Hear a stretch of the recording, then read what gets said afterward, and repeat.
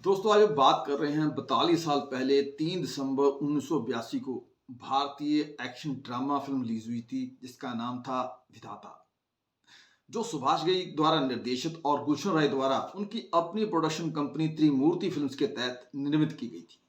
इसमें दिलीप कुमार, शम्मी कपूर, संजीव कुमार, संजय दत्त, पद्मिनी कोल्हापुरी, मदन पुरी, अमरीश पुरी, सुरेश ओबराय और सारिका प्रमुख भूमिकाओं में थी।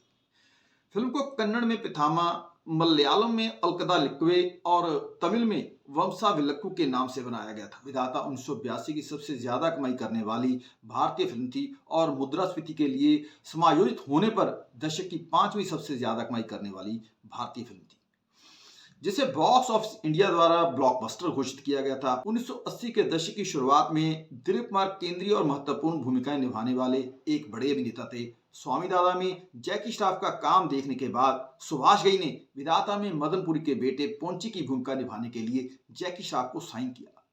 लेकिन जब सुभाष घई जैकी से मिले तो उन्होंने उनसे विधाता ना करने का अनुरोध किया। इसके बजाय उन्होंने विधाता में भूमिका निभाई। उन्होंने जैकी से कहा कि सहायक अभिनेता के तौर पर ज्यादा फिल्में ना करे और जैकी से कहा कि वो उनका इंतजार करे। जैकी ने बाध्य किया और इस तरह ब्लॉकबस्टर हीरो 1983 का परिणाम निकला। कई सालों तक एक ही इंडस्ट्री में रहने के बाद दिलीप कुमार और शम्मी कपूर पहली बार एक साथ आए। सुरेश ओबराय उस समय नए अभिनेता थे, उन्हें बड़ी फिल्मों में छोटे छोटे रोल मिलते थे। पहली बार कादर खान ने दिलीप कुमार के लिए डायलॉग लिखे। फिर बाद में सुभाष घई ने अपनी अगली फिल्म हीरो में शम्मी कपूर, संजीव कुमार और अमरीश पुरी को दोहराया। कालीचरण से हीरो तक मदन पुरी क्रोधी को छोड़कर सुभाष के लिए आम अभिनेता थे, जबकि अमरीश पुरी इस फिल्म से सुभाष घई के लिए आम अभिनेता बन गए। इस फिल्म की शूटिंग के दौरान संजय दत्त की नशे की लत चरम सीमा पर थी। इसकी वजह से होने वाली अंतहीन परेशानियों से तंग आकर सुभाष घई ने अपनी अगली फिल्म हीरो से संजय दत्त को हटाने का फैसला किया। केवल एक बार संजय दत्त और सारिका ने एक साथ अभिनय किया। अनिल कपूर को फिल्म सेट पर सुभाष घई से मिलने की आदत थी। वो हमेशा उनसे फिल्मों की कास्टिंग करते समय उन्हें ध्यान में रखने के लिए कहते थे। विधाता के निर्माण के दौरान निर्माता गुलशन राय की मुलाकात अनिल कपूर से हुई। वो इस बात से प्रभावित थे कि अनिल कपूर कितने उत्साहित और ईमानदार दिखे। गुलशन ने अनिल से वादा किया कि उम्मीद है कि वो साथ काम करेंगे। उन्होंने अपना वादा निभाया और जब राजकिरण को युद्ध से बाहर कर दिया गया तो अनिल कपूर ने उनकी जगह ली। गुलशन राय ने 1980 में फिल्म के लिए दिलीप कुमार और अमिताभ बच्चन को साइन किया था। बाद में संजय दत्त ने यह भूमिका संभाली। फिल्म के बाद सुभाष घई ने मीडिया से सारिका और संजय दत्त की जमकर आलोचना की। उन्होंने कहा कि सारिका ने ऐसा अभिनय किया जैसे वो फिल्म में अभिनय करके कोई एहसान कर रही हो। उन्होंने आगे कहा कि संजय के पास कोई बुद्धिमत्ता और ईमानदारी नहीं थी। उन्होंने अपने निर्माताओं के साथ दुर्व्यवहार किया क्योंकि वो उस समय नशे के आदी थे। उन्होंने कहा कि वो स्टार बन सकते हैं लेकिन उनमें बुरी आदतें हैं। फिल्म की स्क्रीनिंग के बाद सुनील दत्त ने घई से संजय को अपनी अगली फिल्म में लेने के लिए कहा। घई ने पलट कर पूछा कि अगर दत्त साहब उनकी जगह होते तो क्या वो संजय को अपनी अगली फिल्म में लेते। विधाता के दौरान दत्त का नशीली दवाओं का सेवन एक बड़ी समस्या बन गया था। घई ने शिकायत की कि संजय उनके संवादों की डबिंग के दौरान धीरे धीरे बोलते थे। लगभग 10 वर्षों के बाद उन्होंने 1993 की ब्लॉकबस्टर खलनायक और अन्य परियोजनाओं में फिर से काम किया। गोवा शेड्यूल के दौरान जब हवाई अड्डे से दिलीप साहब को लेने के लिए कार भेजी गई तो देरी हो गई। उन्होंने टैक्सी से यात्रा करने का फैसला किया और स्थान पर पहुंचे। सुभाष घई और अन्य लोगों ने उसके लिए माफी मांगी, लेकिन उन्होंने विनम्रता से कहा कि उत्पादन में ऐसी चीजें होती हैं।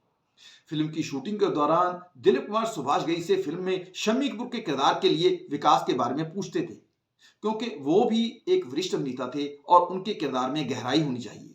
सात सहेलियां गाने के अत्यधिक अश्लील होने के कारण विविध भारती द्वारा प्रसारण से प्रतिबंधित कर दिया गया था। विधाता की कास्ट में अमजद खान भी होने वाले थे, लेकिन बात नहीं बनी। उनकी जगह संजीव कुमार ने ले ली।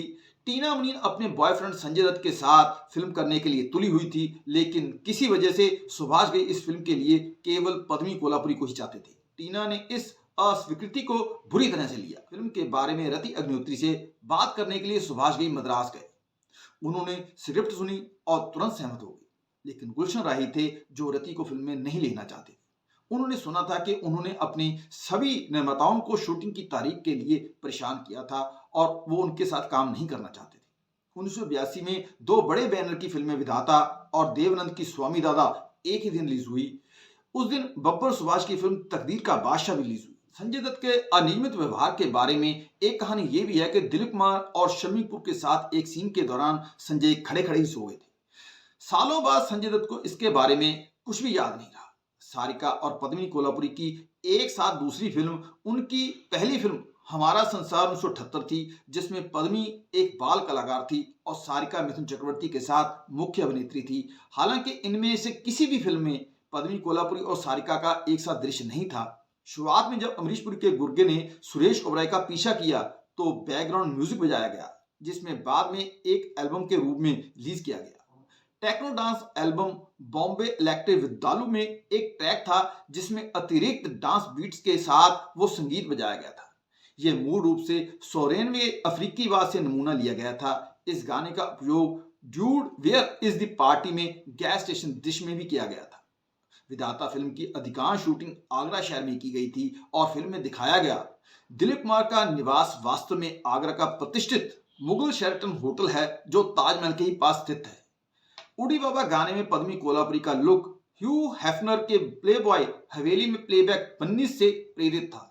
विधाता के बाद दिलीप कुमार और सुभाष घई ने दो फिल्मों कर्मा और सौदागर में साथ साथ काम किया। उन्हें चौथी बार साथ काम करना था और फिल्म का नाम था होमलैंड, लेकिन ये बन ना सकी।